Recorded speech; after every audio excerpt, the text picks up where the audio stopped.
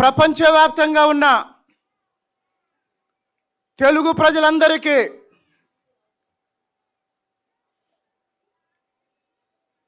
రెండు 2024 ఆంధ్రప్రదేశ్ స్వాతంత్రం సాధించిన సందర్భంగా ఆ స్వాతంత్ర పోరాటంలో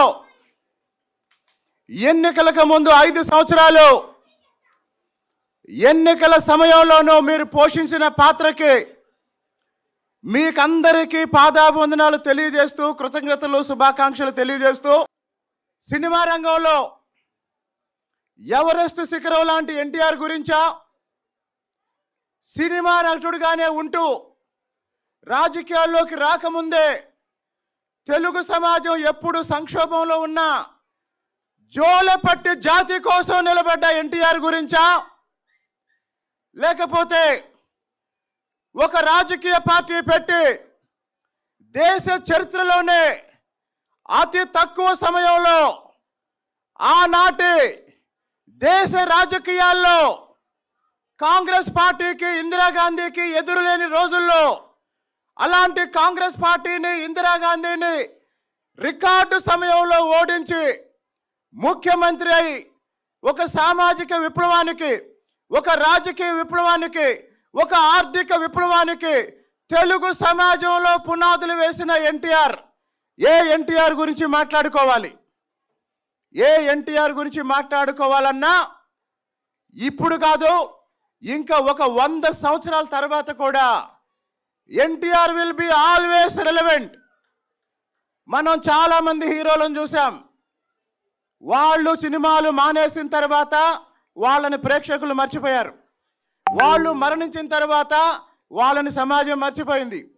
కానీ చనిపోయిన తర్వాత కూడా బతికుండే అతి కొద్ది మంది జాతి రత్నాల్లో తెలుగు జాతి రత్నం భారతరత్న కన్నా ఎక్కువ తెలుగు జాతి రత్నం ఎన్టీఆర్. ఇప్పుడే మనం చూసాం, ఇక్కడున్న చాలా మంది ఎన్టీఆర్ మరణించిన తర్వాత పుట్టిన వాళ్ళు కూడా ఉన్నారు. కానీ ఎన్టీఆర్ పాటలకి మన వాళ్ళు డాన్స్ వేస్తుంటే నిన్నో మొన్న ఆ పాటలు విన్నట్టుంది, నిన్నో మొన్న ఆ పాటలు చూసినట్టుంది. కాబట్టి ఒక సినిమా నటుడిగా ఎన్టీఆర్ గురించి మాట్లాడాలి అంటే ఎన్టీఆర్ సృష్టించిన సామాజిక విప్లవం ఏంటంటే ఇప్పుడే చెప్పాను నేను.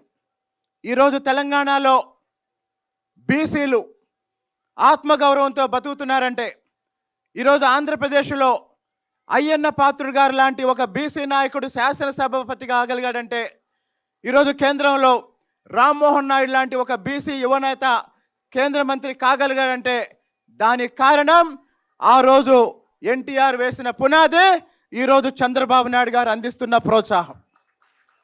కాబట్టి బీసీలకి రాజ్యాధికారం అనేది ఎన్టీఆర్ ప్రారంభిస్తే చంద్రబాబు నాయుడు గారు కొనసాగిస్తున్న ఒక రాజకీయ విప్లవం. చాలామంది అడిగారు నన్ను, బీసీలు అన్నప్పుడల్లా తెలుగుదేశం పార్టీకి బీసీల మీద ఏదో పేటెంట్ హక్కున్నట్టు మాట్లాడతారేంటి, మిగతా పార్టీలు చేయలేదా అని. అందరికీ తెలియాల్సిన, ముఖ్యంగా ఈ తరానికి తెలియాల్సిన విషయం ఏంటంటే ఎన్టీఆర్కి ముందు బీసీలను రాజకీయంగా ఎవరూ ప్రోత్సహించలేదు. ఎందుకు ప్రోత్సహించలేదు అంటే సమాజంలో బీసీలు దాదాపు 50% ఉంటారు. ఈ 50% మందిని ప్రోత్సహిస్తే దేశ రాజకీయాల్లో పార్లమెంటులో బీసీలు సగం మంది ఉంటే ఒక బీసీ ప్రధానమంత్రి అవుతాడు తప్ప గాంధీ కుటుంబం నుంచి ఎవరు ప్రధానమంత్రి కారు అన్న ఉద్దేశంతో కాంగ్రెస్ పార్టీ ఉద్దేశపూర్వకంగానే బీసీలను ఎప్పుడూ పక్కన పెట్టేది.